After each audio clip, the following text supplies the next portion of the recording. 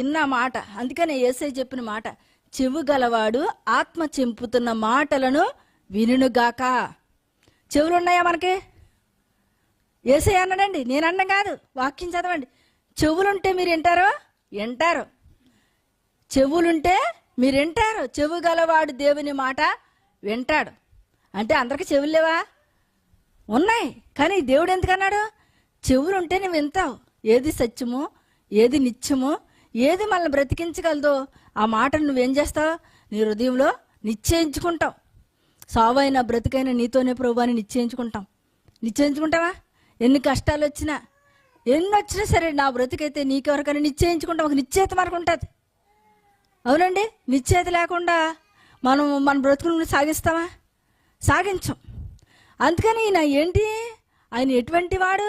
సద్బోధకుడు. అంటే మంచి విషయాలే మనకు తెచ్చాడు, మంచి విషయాలే మనకి ఇచ్చాడు, మంచి విషయాలనే మనకు పంచిపెట్టాడు. యేసయ్య ఒకవేళ ఆ దేవత దేవుడు నువ్వు తనుములాడి తెలుసుకుంటావని భూమి మీదకి వచ్చేసాడు. ఆయన వాక్యమై వచ్చాడు, కృపాసత్య సంపూర్ణుడు మన మధ్య జీవించడానికి వచ్చేసి ఆయన ఏం చెప్తున్నాడంటే అందరికీ మంచి పనులే చేశాడండి. యేసయ్య బ్రతికినంతకాలం ఏం చేశాడండి? ఆయన జీవించిన 3 సంవత్సరాలు, బోధించిన 3 సంవత్సరాలు ఉపకారమే చేశాడు, కానీ ఎవరికి అపకారము చేయలేదు. మంచి విషయాలు చెప్పారు కానీ ఎవరికి చెడ్డ విషయాలు చెప్పలేదు. అందుకని ఆయన సద్బోధకుడు అవ్వాడు.